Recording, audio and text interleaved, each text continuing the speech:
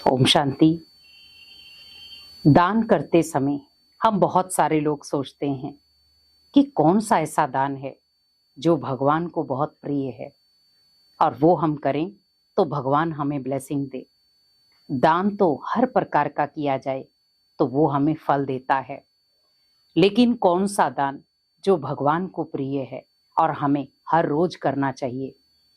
क्योंकि जब हम किसी धार्मिक स्थल में जाते हैं तो हम कोशिश यही करते हैं कि हम दान करें।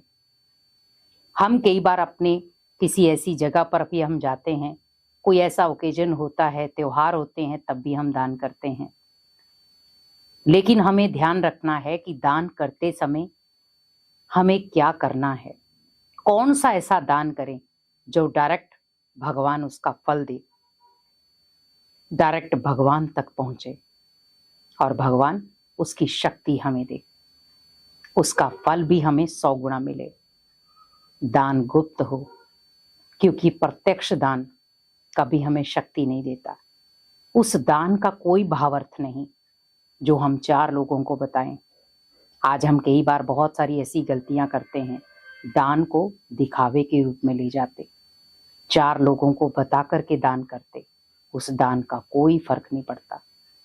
दान ऐसा हो जो किसी को पता भी ना चले। कहते ना, व्यक्ति जब दान करता है, अगर वो 1 को या 2 को भी बताता है तो उसका कोई फर्क नहीं। दान गुप्त होना चाहिए कि एक हाथ से दिया, दूसरे को पता भी ना चले। भगवान हमें क्या दे रहा है, क्या भगवान किसी को बताता है? नहीं। भगवान कहता है बच्चे जितना करोगे उतना मिल जाएगा। वैसे हमारा दान हो। दान मीन्स मन से किया गया, मनसा दान।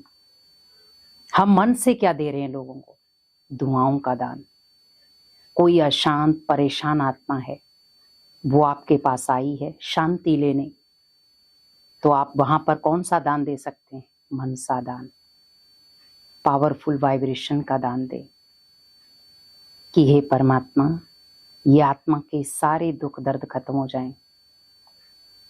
ये जिस शुभ आश के साथ मेरे पास आई है, इसकी सारे दुख दर्द आप खत्म कर देना। आप सोचिए, आपको ना धन लगाना पड़ा, ना तन लगाना पड़ा, सिर्फ आपको मन से वाइब्रेशन भेजने पड़े। आपको कहीं जाने की भी जरूरत नहीं पड़ी। कई बार बहुत सारी आत्माएं आपको फोन करके कहती हैं कि आप हमारे लिए प्रार्थना करना।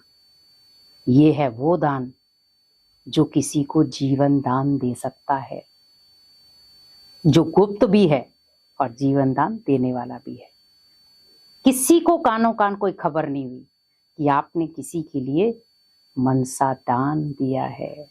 दान है लेकिन गुप्त दान। लेकिन आपने किसी को दिखावा किया, देखो फलाने का फोन आया था तो मैंने उसके लिए वाइब्रेशन दी और वो ठीक हो गया, कोई फर्क नहीं पड़ता उससे। वो गुप्त होना चाहिए, क्योंकि सामने वाले का उस चीज से भला हो गया और वो आत्मा बच गई। यही है करुणा, यही है दया और यही है भावना। हमें गुप्त दान करना है, और जब हम किसी आत्मा के लिए गुप्त दान करते हैं, वही महादान माना जाता है। दूसरा, अचानक कहीं आप जाते हैं, बहुत सारी ऐसी आत्माएं आपको मिलती हैं जो कहीं ना कहीं मजबूरीवश दुखी परेशान है। कोई भूख से तड़प रही है, कोई प्यास से तड़प रही है, वहां पर उनका सहारा बने। लेकिन कई ऐसी भी होती हैं जो फायदा उठाती हैं, नहीं, वहां पर अपनी परख शक्ति को पावरफुल बनाएं, क्योंकि बहुत मिसयूज भी होते हैं। अपनी परख शक्ति को इतना स्ट्रांग बनाएं, वहां पर देखें कि कौन बेसहारा है और बड़े प्यार से उन्हें भोजन नहीं, ये प्रसाद है आपके लिए भगवान का, तो उन्हें ये ना कहें कि ये पर भोजन है, नहीं, हम आपके लिए भगवान का प्रसाद लाए हैं, आप बड़े प्यार से इन्हें स्वीकार करें। तो जब आप उसे भोजन का महत्व समझाएंगे, क्या पता उनके अंदर की आत्मा जो थोड़ी सी दुखी परेशान है, वो उस प्रसाद को खाने से जीवित हो जाए। क्योंकि सोचिए, जिनका अपना कोई घर नहीं, जो आत्माएं बेघर हो चुकी हैं, क्या पता उनके मन में कितना दुख है। कितनी पीड़ाएं हैं, लेकिन आपने जाकर उनको सहारा दिया, बल दिया और आपने कहा ये प्रभु प्रसाद है। सोचिए उनके अंदर कितनी ताकत आई। तो उन्होंने जो आपको दुआएं दी वो आपको बल देंगी। तो दान ऐसा हो जो किसी को कानों कान खबर भी ना हो और आपको दुआओं से भरपूर कर जाए। इसीलिए कोशिश यही करें कि दुआएं शक्तिशाली बन जाएं और दान आपको फल देने वाला बन जाए।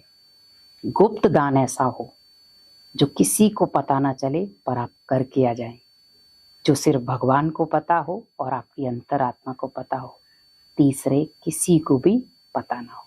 ओम शांति।